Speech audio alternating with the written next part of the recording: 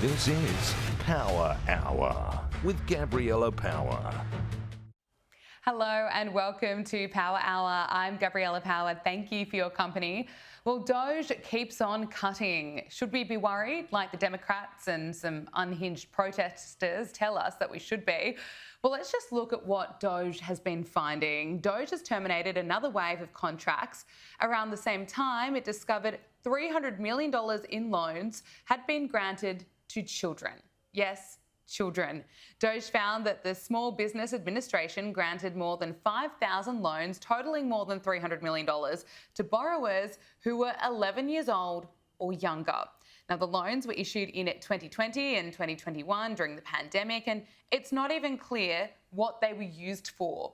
Seems like a good use of taxpayer money, but it's not just millions and millions of dollars apparently going to children. During that same time period, the Small Business Administration issued more than 3,000 loans totaling of more than $330 million to people who were more than 115 years of age. So those borrowers were marked as alive in the Social Security database. And in one case, there was someone who was 157 years old receiving a loan of $36,000. Here is Elon Musk speaking about it. Why are the 20 million people who are definitely dead marked as alive in the Social Security database?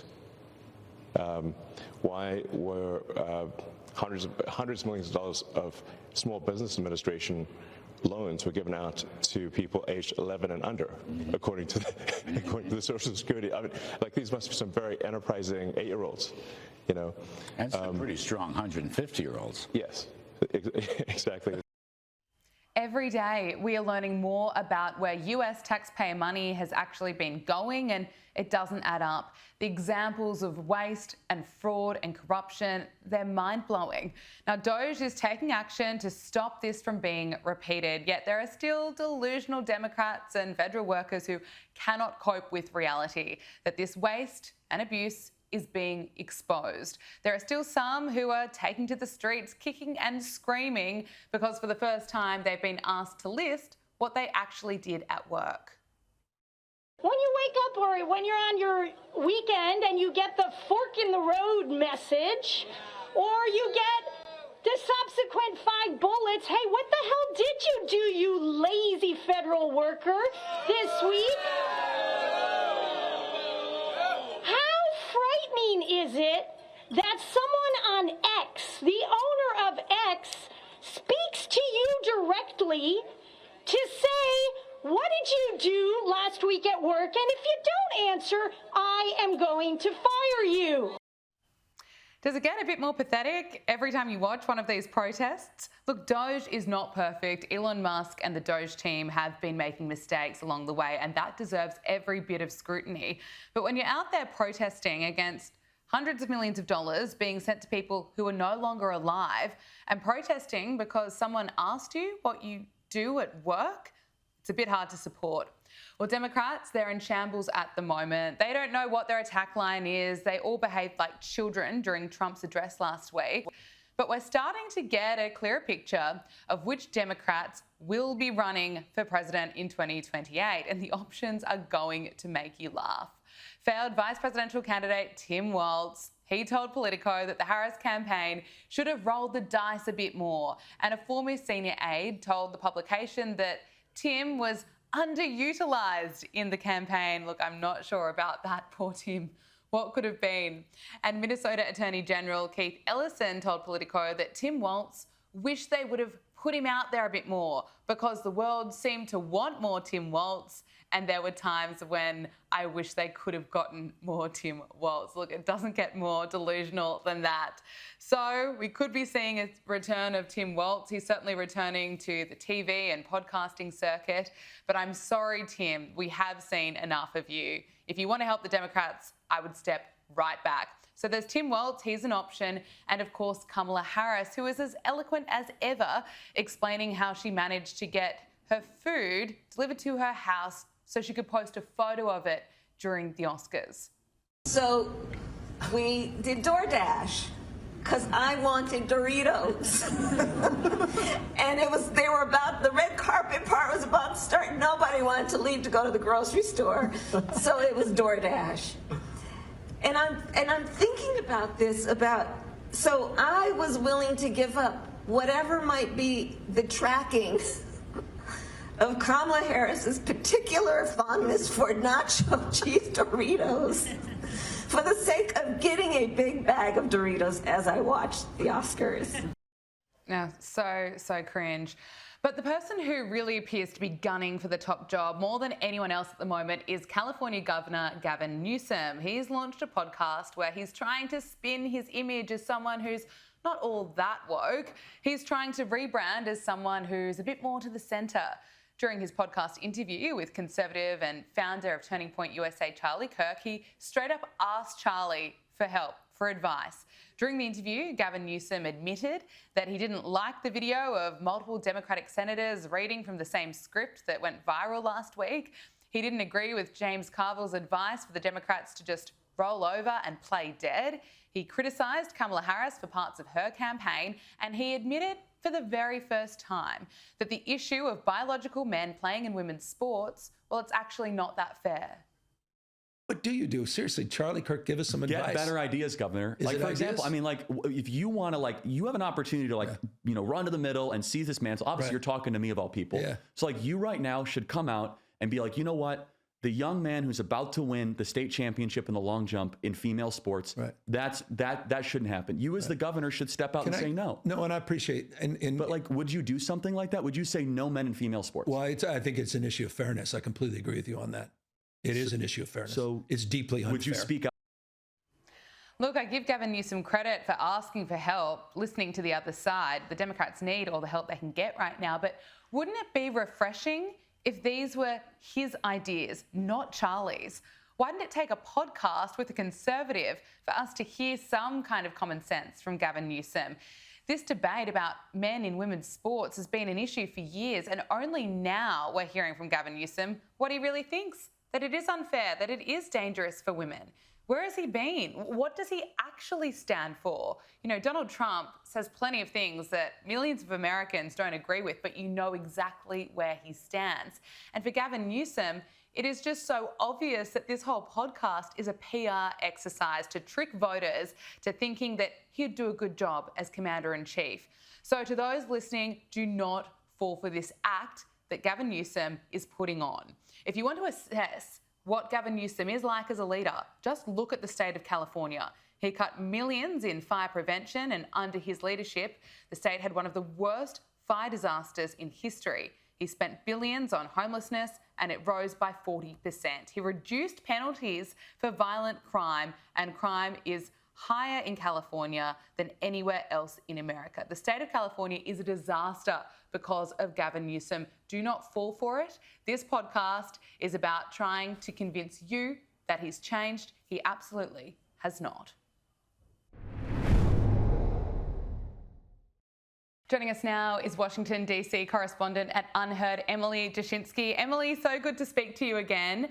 California Governor Gavin Newsom, he clearly wants to be president. He's launched this new podcast, This is Gavin Newsom. And during his interview with conservative and founder of Turning Point USA, Charlie Kirk, he was really trying to distance himself from woke issues. And he's now facing backlash from LGBTQI+ groups after admitting that biological men in women's sport, well, it's not that fair after all.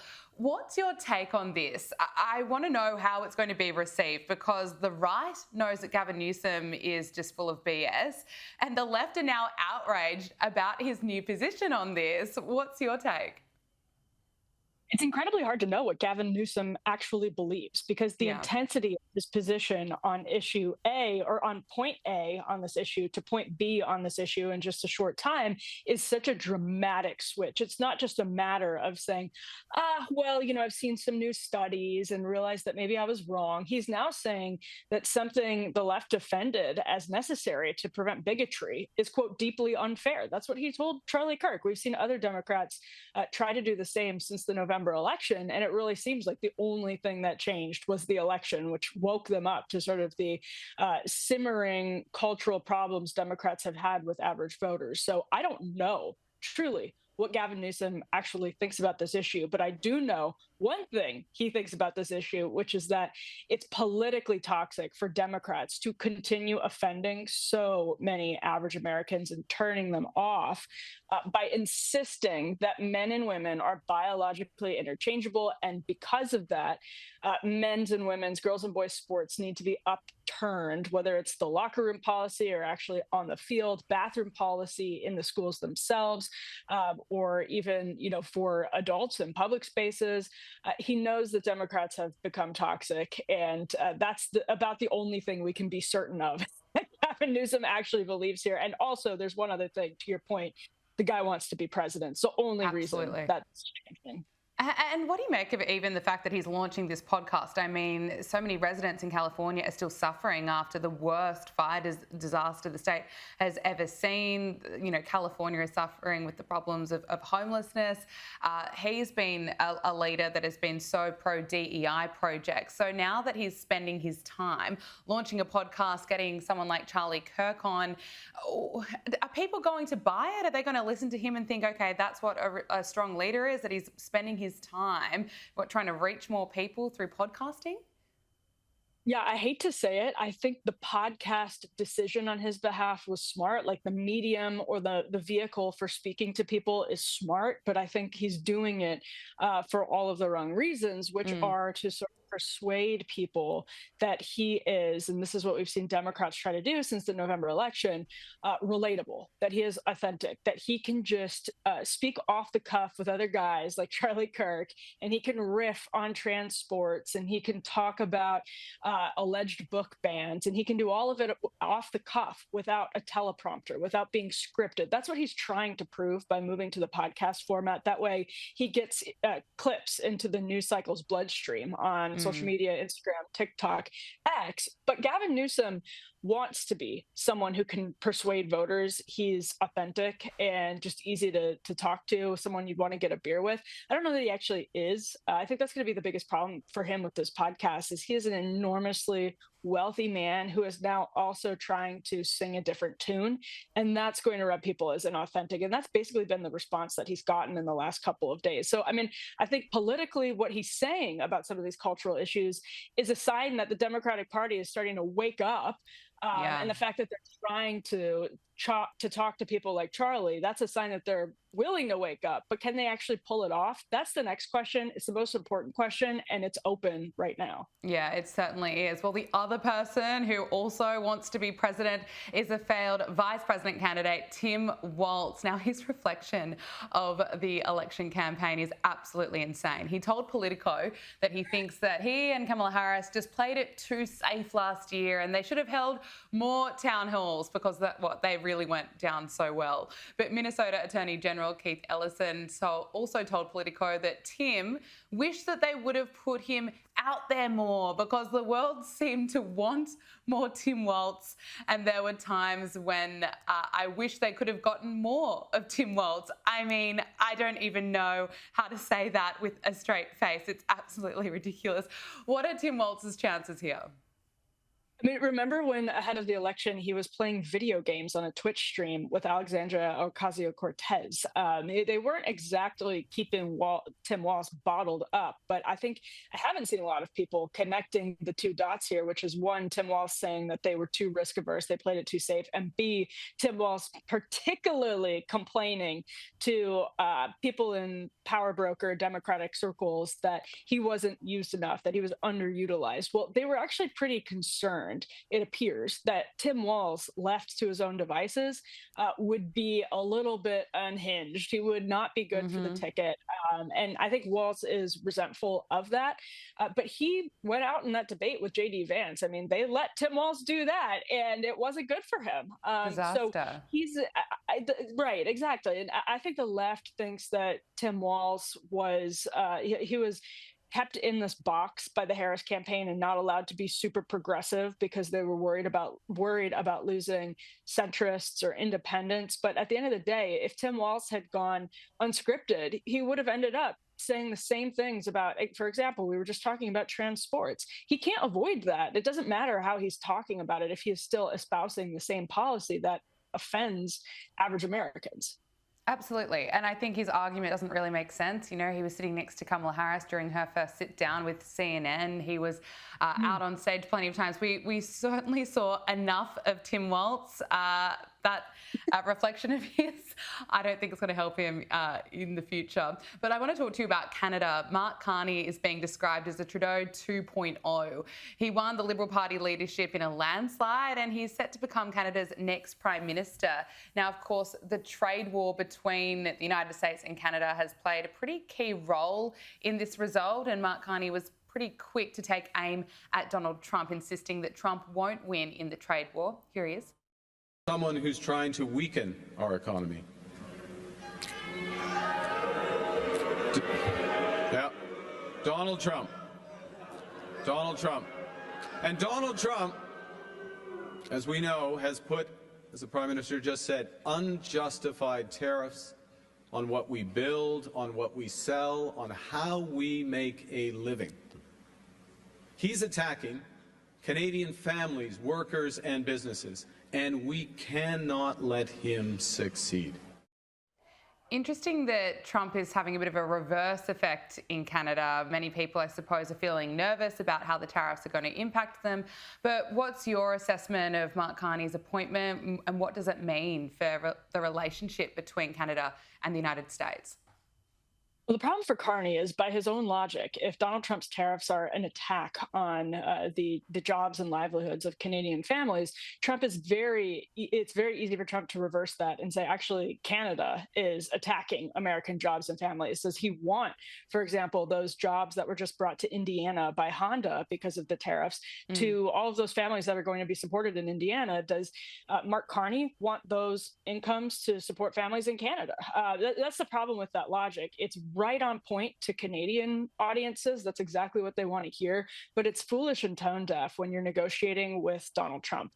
There have been really, I think, smart comparisons made recently between the way Mexican president, and a fairly progressive Mexican president, by the way, Claudia Sheinbaum, and Justin Trudeau, and now Mark Carney and their party in general, have handled these negotiations with Donald Trump. The contrast is really, really stark, and Claudia Sheinbaum probably has almost all of the same frustrations as Mark Carney, but she's been able to operate much more deftly and gain Donald Trump's respect. And what doesn't gain Donald Trump's respect is this sort of bullhorn grievance politics from Canada. It's not what Donald Trump wants to hear. The problem for Mark Carney is it's what the Canadian public wants to hear, but it's really going to further upset the White House and make their situation worse in the long term. Yeah, absolutely. It's a good point. Look, let's talk about DOGE. The Department of Government Efficiency has announced a further wave of contract terminations, noting that they identified thousands of cases where more than $300 million in loans were granted to children. Yes, children. The loans were issued in 2020 and 2021 while the world was struggling with the COVID pandemic, and it's not even clear what they were used for. I mean, what's the reaction been in DC to the cuts, to what DOGE is finding? We just keep getting more and more evidence of waste.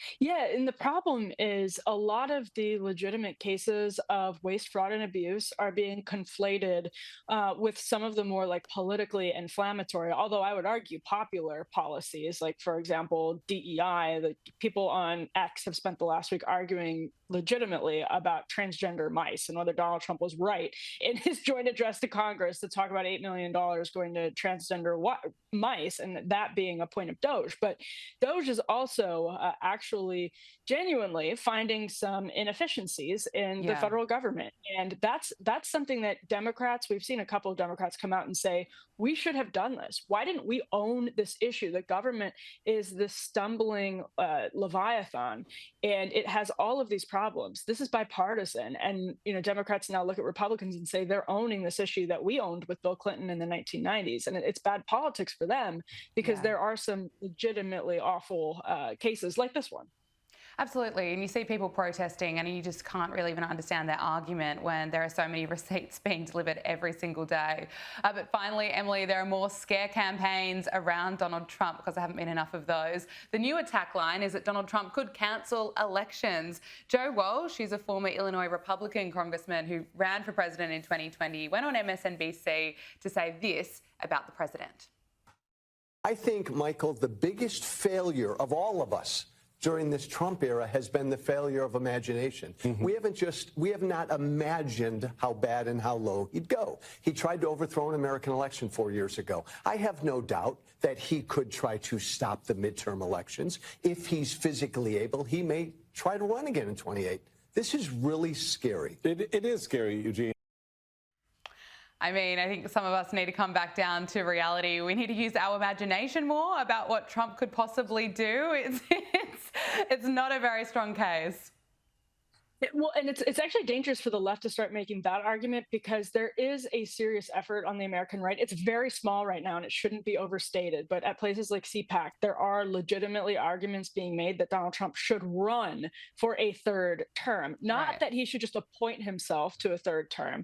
And I don't particularly agree with this. I'm happy to hear the argument out, but there are people who want that. The problem for the left is that if they say he's just being dictator and he's just going to appoint himself and cancel elections, they're going to numb people by overshooting it. If there's a legitimate argument to be made about Donald Trump saying the Constitution should be amended to allow him to run for a third term, so it's not helpful at all, and it's just what Joe Walsh has been doing, sadly, for the better part of the last decade. Emily Jashinsky, Washington DC correspondent at Unheard. Thank you so much for joining us on Power Hour. Thank you. Joining us now is elections correspondent at The Federalist, Brianna Lyman. Brianna, thank you so much for joining us. I want to start off by speaking about the Epstein and JFK files because there's growing frustration over the handling of these files. We know Pam Bondi is being slammed for her handling of the Epstein files. She's been AG for more than a month, and the American people had been promised to get some truth and transparency, yet nothing new has really come to light so far. What's your take? Are we ever going to get all of these files? We should, out of respect for the victims of this whole Epstein sex trafficking case. Jeffrey Epstein and Ghislaine Maxwell are the only two people in the world who have sex trafficked young children to apparently nobody else. And I think what's really important about this movement is you see people on MAGA and on the conservative side who are still fighting, their own party, so to speak, right? Pam Bondi, she is on the MAGA side, and they're saying, no, we want these released. So I think it's indicative of a party that is based in values and morals and wants answers to this horrific crime. Okay, we are standing by for an update on that one. I know there's plenty of frustration because we want the truth. Now, federal immigration authorities have arrested a Palestinian graduate student who played a key role in the disgusting anti-Israel protests that took place at Columbia University. Mahmoud Khalil, he helped lead the protest movement that, as we all saw, turned violent, and he's essentially the first person arrested as the Trump administration cracks down on the college campus protests that have just really let anti-Semitism fester. We've heard from Secretary of State Marco Rubio. He said that the administration will be revoking the visas and or green cards of Hamas supporters in America so they can be deported. But an update this morning is that a judge has blocked efforts to deport Mahmoud Khalil, which is just insane. Why should Hamas supporters be allowed to stay in America? Your guess is as good as mine. The idea here that this Syrian-born Palestinian activist who espouses anti-American and anti-West values, one of the protests he's actually been involved in some capacity, wants to tear down the West, right? So everything he believes is antithetical to the United States. And to try and defend that by saying, well, he deserves free speech, it is risible to believe that our founders would have said, well, of course, an anti-American terrorist sympathizer should be allowed to stay in the United States because of free speech, right? Free speech came with a responsibility, and Americans have a responsibility to protect their country. When you allow foreigners to come here who have cultures that hate America, what do you think that does to our fabric and our society? Absolutely. And Donald Trump, well, his administration has pulled $400 million from Columbia University due to the Ivy League school's failure to really cut out anti-Semitism on campus. We all saw that. The Secretary of Education, Linda McMahon, said that universities must comply with all federal anti-discrimination laws if they're going to receive federal funding. For too long, Columbia has abandoned that obligation to Jewish students studying on its campus. And today we demonstrate to Columbia and other universities that we will not tolerate their appalling inaction for any longer. Wow, it's a powerful statement, and they are not mucking around. It's really showing all universities that they won't stand for this anymore, that they're not going to be getting funding when this type of dangerous behaviour that we all witnessed time and time again, especially last year, was allowed to take place. Yeah, and it's unfortunately a year and a half too late. You know, we had a very feckless administration, and these aren't just regular protests we're seeing on college campuses. You have intimidation of Jewish students. You have protesters violently breaking down and destroying property on Columbia, for example. Students, Jewish students in particular, are not able to get to their classes. And so if Columbia wants to receive federal funding, they have to make sure that they are enforcing anti-discrimination laws. And it's a real shame that it took Columbia possibly losing money for them to finally step up and do what they should have done a long time ago. Absolutely, and it shows that this could have been done last year under Joe Biden, but it takes a new president. Let's talk about the Democrats. They are living in another reality. Texan Democrat Jasmine Crockett has gone on MSNBC's The Katie Phang Show to insist that it's actually not a crime to enter the country illegally. Let's take a listen. It is not a criminal violation to enter the country illegally. It's not a criminal. It's a crime. It's not a crime, which is why they're so frustrated, because they really want our local law enforcement to go out and round up people when they could be looking out for the murderers and the sexual abusers as well as the robbers. They want them to go and round people up on civil accusations. Yeah, someone should have told her it is a crime. And last week she went on MSNBC to call Donald Trump an enemy of the state. I mean, are you surprised to hear this? I suppose no wonder she and other Democrats are so upset if they're not across the fact that entering the US illegally is against the law. Yeah, I mean, look, if she wants to continue to be this, quasi-face of the Democratic Party, we welcome that, because it just highlights that the Democratic Party is not capable of winning an election. This election was a referendum in large part on immigration alone. Americans don't want mass illegal or legal immigration anymore, and they do see that crossing the border is a crime if you don't do it at a designated port of entry. And what we saw under Joe Biden, 180,000 migrants coming in just a month. They weren't all coming through ports of entry, right? They were crossing illegally. So she doesn't understand the law, and she also doesn't seem to understand that most of the country is not in lockstep with her. But that's been the problem for Democrats these past few months. Absolutely. Elections correspondent at The Federalist, Brianna Lyman, thank you so much for joining us on Power Hour. Thanks for having me. Joining us now is Dean of Global Futures at Curtin University, Professor Joe Siracusa. Joe Siracusa, thank you for joining us. Let's start with Ukraine. Ukraine's President Volodymyr Zelensky and US Secretary of State Marco Rubio are in Saudi Arabia for peace talks. Now, Marco Rubio told reporters that the minerals deal is not the main topic on the agenda for the meeting. So what's your assessment? What exactly can we expect? Oh, good morning.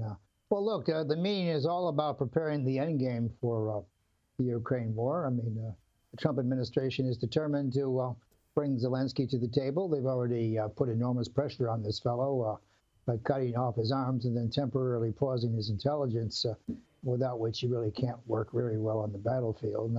And intelligence is now coming back in a big hurry. I don't even think President Trump is particularly interested in the minerals deal as first thing. What he wants to do is get Zelensky to agree to a ceasefire. Now, after the ceasefire, then Zelensky has to commit, like President Putin, to a diplomatic solution. So Trump doesn't care how long the negotiations go on, but in the first instance, he wants a ceasefire. I mean, that's what he's determined to do, and that stops the killing, fulfills all of his campaign promises, and then he's able to concentrate on other things. And as you know, this morning, President Trump has a lot of other things to concentrate on. It's easier said than done. What's your assessment of how this has played out so far? It's incredibly difficult getting Zelensky on board, and then he's also got to deal with Putin. There are indications that Putin wants an end to the war, but we don't know that for sure. Well, I saw this movie before in the 1960s and the early 70s when the United States was determined to leave South Vietnam and force the South Vietnamese to accept the North Vietnamese offer, or the term offers, after extensive negotiations in Paris. And whether the South Vietnamese wanted to participate or not, no, it didn't make any difference. The United States was going home. And so this is what it's all about. It's about getting the ceasefire on a piece of paper for the president to be able to say he stopped the killing there, and that would be a very good day's work. He said yesterday, interestingly, that he thought the most important problem in the world today is controlling the nuclear arms race. Well, you know, he gets high marks for that because it is very, very important. At the end of the day, the United States and the former Soviet Union, Russia, have most of the nuclear weapons in the world, and one bad exchange of these weapons could be the end of this planet. So, you know, in that sense, the president probably has his priorities right. But look, it isn't going to be that hard. Zelensky's out of cards. You know, he's out of options. He's got a bad option and a worse option. You know, that's true. Do you think he's realized that now? Oh, I think he's realized that for the last 6 months. I mean, he must have been sleepless when he saw that President Trump was on the verge of winning that election. I mean, because it was all going to change as soon as Biden left. I mean, Biden wanted to kick this problem into the weeds until after the election because he didn't want to talk about who lost the war in Ukraine, which is, of course, is an American pastime about who lost this war, who lost that war. It becomes political. But look, Zelensky has no options left. I mean, I think he'll agree to a ceasefire, and not too far along now, I think he will probably step down and make room for other people. I mean, there are people behind him who want to lead. Right. And what I think is sad is I think he could have got most of these terms 3.5 years ago. Well, nearly 3.5 years ago, and you know, and he's going to have to take what he gets now. And look, these wars do not have happy endings. There are no neat conclusions to a war. I mean, all the civil wars in the world leave a lot of loose ends out there, as you know, we'll probably get around to Syria. And these things are not happy, and it makes very, very unpleasant television because we can see what's going on behind the scenes. But Zelensky only has one thing to do, and that is how to figure out how to agree with the Americans, save his reputation a little bit. And, you know, he's had 3 years in the chair in this war, and I'll tell you what, he's lived, you know, 3 lifetimes. I mean, it's been enormous pressure. He flies all over the world trying to get arms and this thing and the other thing, and it's very sad. Ukraine has lost probably 1/4 of its people, have gone overseas. They're taking refuge in nearby countries. A lot of the young men have been killed. I mean, these wars, and you know, I know people talked about the old World War II battle wasn't here anymore. Well, it was the return of artillery, destruction of these cities. And of course, you lose commerce, finance, people lost their education, they lost health services. I mean, nations go backwards for a long time after a war.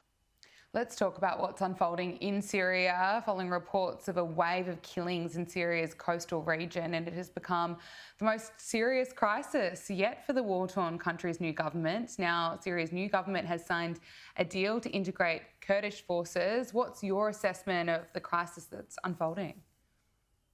Well, it's unfinished business. After the Civil War, people tend to get even, particularly if one of the factions becomes the government. I mean, the government of the day, Syria is just a killer regime.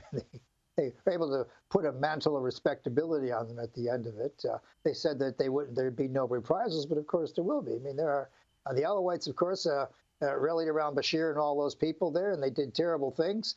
And now, of course, Bashir is living in Moscow. He doesn't worry about these kinds of things. And I think people are settling scores. And this will take a couple years. I mean, it's kind of ugly, and it's not very pleasant to watch. But I think is it going to get worse? It just might get worse. You know, Syria, outside of the major city there, I mean, most of the place was sort of leveled or in terrible shape, and people have just been kind of eking in existence until there was some form of government. But this is why a ceasefire has to have peace negotiators. When we had a a conclusion in Syria. There were no blue helmets from the UN walking in there and separating the lines. Now, what we got is one of the victors came in and started settling scores. I mean, this is as natural as night following day, people settling scores. I mean, if you look at any war history, people come back and they have some things they want to say to people who treated them very badly. I mean, this is the way of the flesh, and we're going to have to watch this for a while. But I think Syria, like Lebanon, and maybe even Gaza one day will bounce back to life. But it's going to take many, many years. Let's speak about Israel, the Middle East. So Israel believes that there are 24 hostages, all men, who are alive in Gaza, along with 35 dead captives. Now, there are increasing fears for the remaining hostages, as Donald Trump's hostage envoy, Steve Witkoff, confirmed a date had been set for fighting to resume between Hamas and Israel's military, and warned of a joint US-Israeli operation if the hostages are not freed. Now, talks to prolong the ceasefire are expected to resume in Qatar. We know that Hamas wants to start negotiations on the ceasefire's second phase, which would see the release of the remaining hostages from Gaza and the withdrawal of Israeli forces and a permanent end to the war. Obviously, we need all of those hostages back. I have so much fear knowing that there are 24 left to remain alive and we need to get them back. What's your reading of the situation at the moment? Will a ceasefire be extended? Well, I think it will be, at least as deference to President Trump. President Trump has a lot to say what goes on in the pursuit of the war in Israel, though Netanyahu can probably do his own thing. If Joe Biden gave Netanyahu a blank check to do what he wanted, do you imagine what Donald Trump has given Netanyahu? He's already told Hamas that terrible things are going to happen to them if they don't release these hostages. But keep in mind, Gabriella, in parts of the world, other people, other nations are not as sentimental about hostages or prisoners. Americans are, Israelis are. I mean, Australia would be too, as a matter of fact. I know it was the end of Jimmy Carter's administration when he got very sentimental about the hostages in Tehran. And so the hostages is just the beginning of the deal. As far as I'm concerned, Israel is committed to eradicating Hamas. And when you see a hostage release, who's releasing them?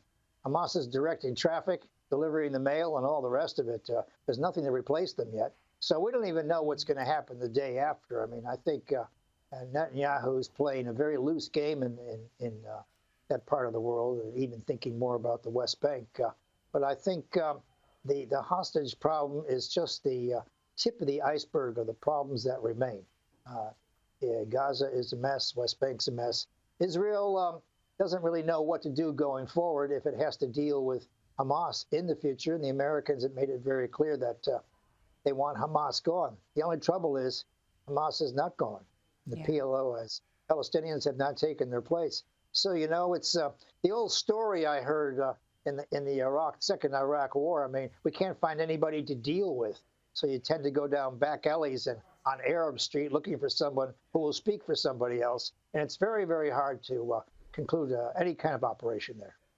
Finally, I want to get your thoughts on Mark Carney, who's going to replace Canada's Prime Minister Justin Trudeau. He did not hold back blasting Donald Trump over the trade war between the US and Canada. What's your reading on him?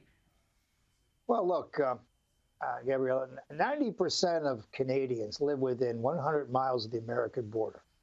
They are honorary American citizens. That is, they follow each other's sports and they drive across the line to go to work in each other's countries. This idea of these warlike cries coming out of Canada and America is just ridiculous. And Carney has taken the bait here. He's a technocrat. He's not a real politician. I mean, I think Canadians are sick of real politicians. And he looks like he can deal with with Trump. He's a governor of the former Bank of Canada and the Bank of England, too, as a matter of fact. And he looks like he can handle himself. And I listened to his speech, and the speech was, well, if it was not anti-American, it had an anti-American ring to it. He says, we're not going to be beaten up by Donald Trump. But you watch the real player, what happens. Canada's like Australia. The premiers there have a lot of clout. And Doug Ford, the premier of Ontario, is raising the price of electricity to 3 American states by 25%. This is off the Canadian grid. And he said he's going to cut the electricity off altogether unless Trump backs down. So Carney not only has to deal with Donald Trump, he's got to deal with his own premiers who are on the warpath too. So he's got a difficult job ahead. And I think he'll be fairly successful because, as you know today from the stock market, the American fundamentals do not like what's going on in Canada. The three car makers don't like what's going on. And sooner or later, Donald Trump is going to have to, let's say, have a reality check here, and he's going to have to back down. Dean of Global Futures at Curtin University, Professor Joe Siracusa, really appreciate your insight and analysis. Thanks so much for joining us. Thank you. Meghan Markle's new 8-part series, With Love, Meghan, is sparking reaction around the world. And the show sees Meghan host famous guests at a property in Montecito to share gardening and cooking tips, including how to put pretzels from one bag to another. Peanut butter pretzels. I've been eating these forever, and I love these so much. My mom does too.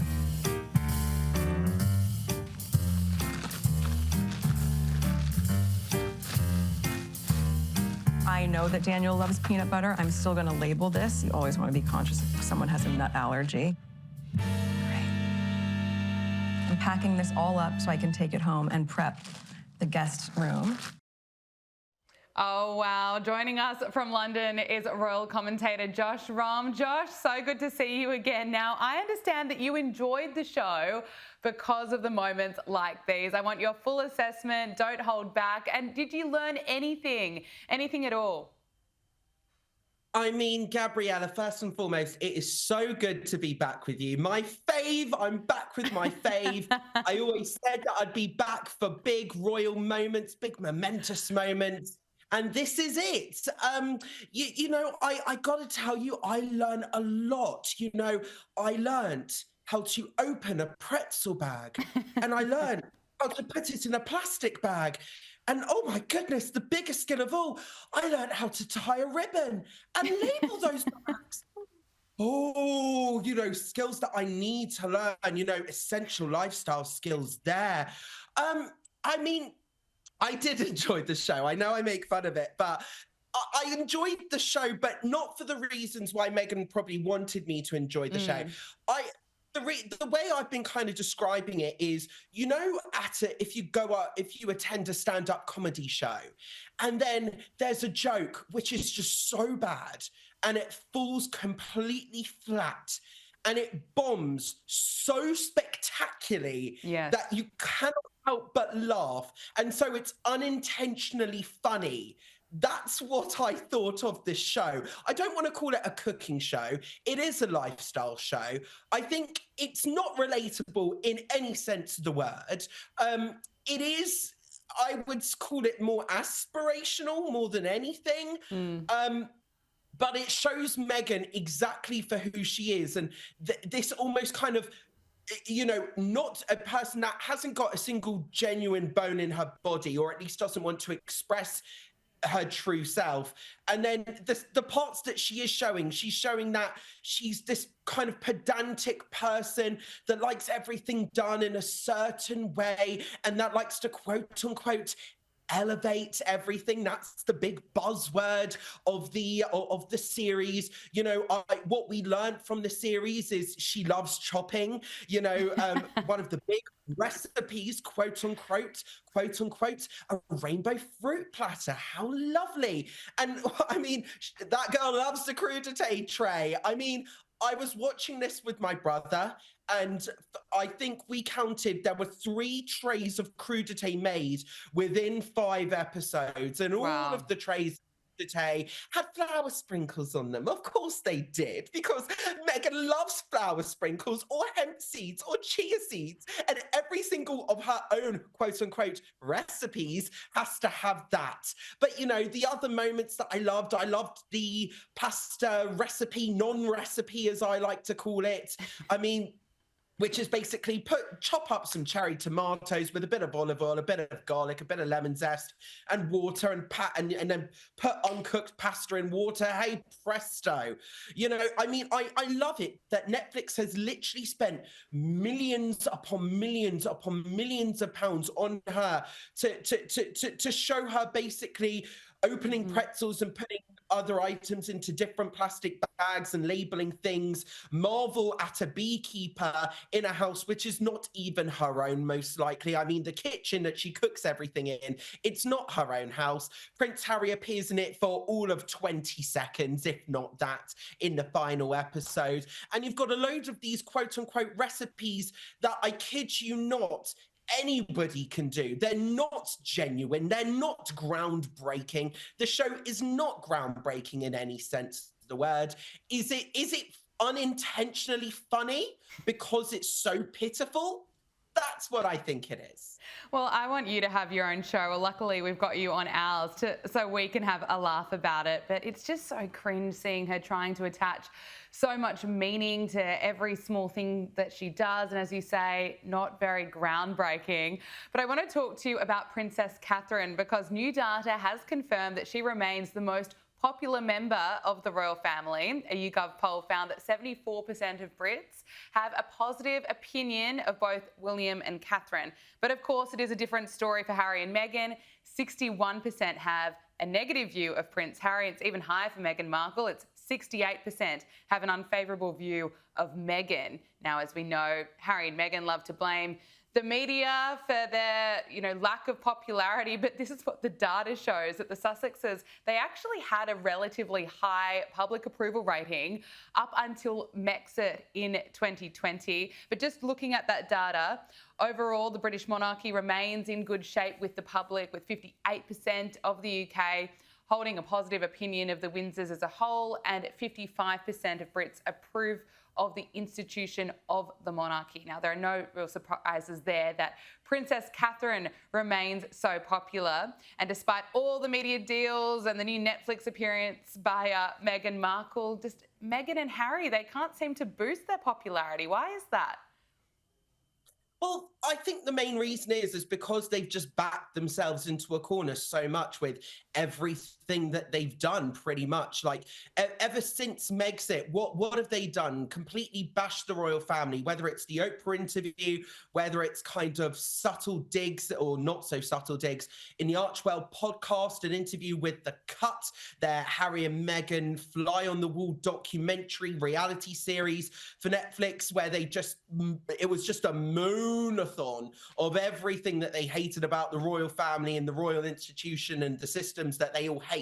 So what they've effectively done is they've kind of backed themselves into a corner, because everything that they try to do just doesn't seem genuine, because all they've done is just moaned and moaned and moaned and moaned. And when they showed their actual passions, well, people aren't necessarily interested, because let's be honest, the only reason why people think they're relevant enough to show these passions is because of their connections to the royal family. Now, I mean, I got to tell you, Prince Harry used to be one of the most popular, if not the most popular member of the royal family, underneath her late Majesty Queen Elizabeth II. And I'm not going to say, oh, it's because of his marriage to Meghan Markle, because, I remember at their 2018 wedding, there was almost universal joy across the United Kingdom. It was an absolutely incredible moment. So I'm not going to blame Meghan for it. But what I am going to blame is their constant whinging, their constant moaning. Meanwhile, when we look at Princess Catherine and Prince William, the Prince of Wales, when we look at what they've only had to deal with over the past year, when you've had two senior members of the royal family both simultaneously undergoing cancer treatment, you can't help but think, actually, forget the fact that they're royals. This is hard for anyone to deal with in any situation, no matter what family you're a part of.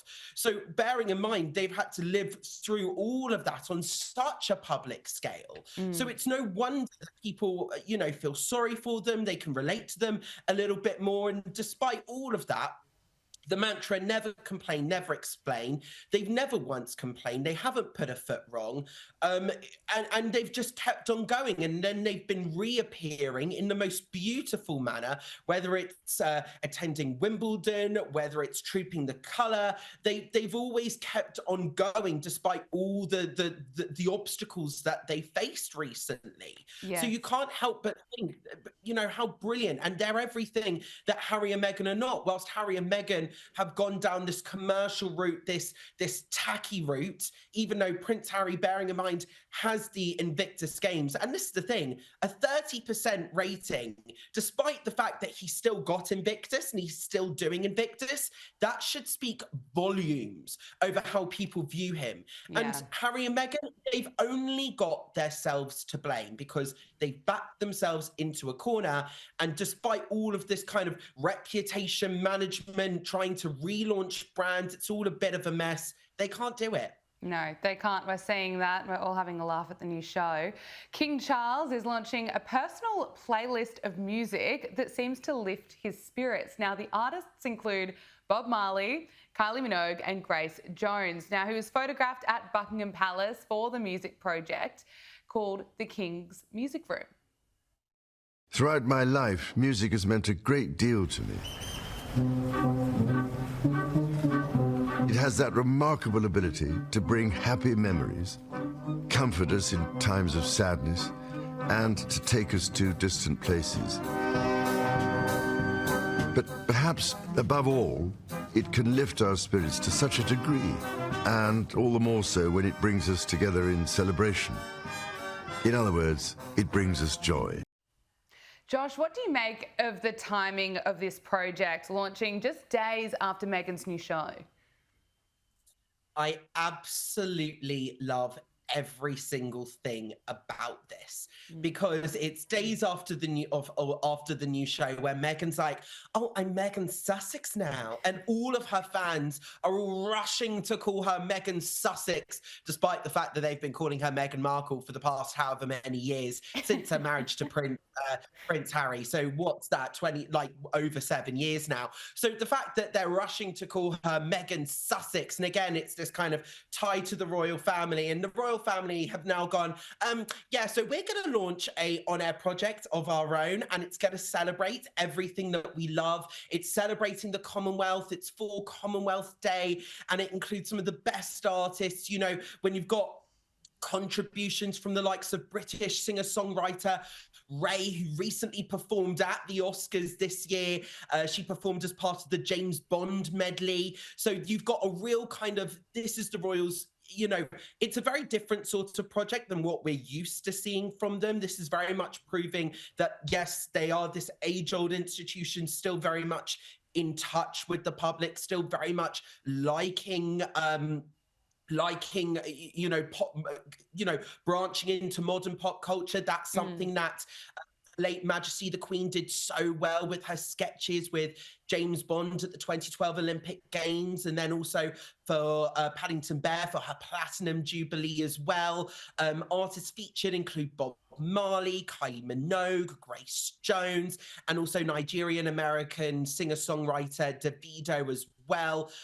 It's to celebrate music and culture from across all the Commonwealth countries. I love the fact that it's an on-air project just days after this absolute kind of show of, I'm still connected to the royal family from Meghan. It is absolutely genius. I don't necessarily want to call it trolling by the palace, but I can definitely see why they've released it at this time. And it's also yet another reminder of actually how the palace hierarchy works, because Meghan and Harry, they went on about service, and service is universal. Well, when it comes to the royal family, service effectively means serving the monarch, serving the institution, and that means being a support to whoever the monarch is. And what this is a great reminder of the hierarchy, because it still shows, well, you can really release your Netflix show, but His Majesty the King is going to release his own project just days after. So whilst Meghan Markle and the palace whilst Meghan Markle said, oh, she's Meghan Sussex now, and the palace allegedly viewed that as shots fired, this is kind of a little bit of shots fired back. This is very much a reminder who really is in charge.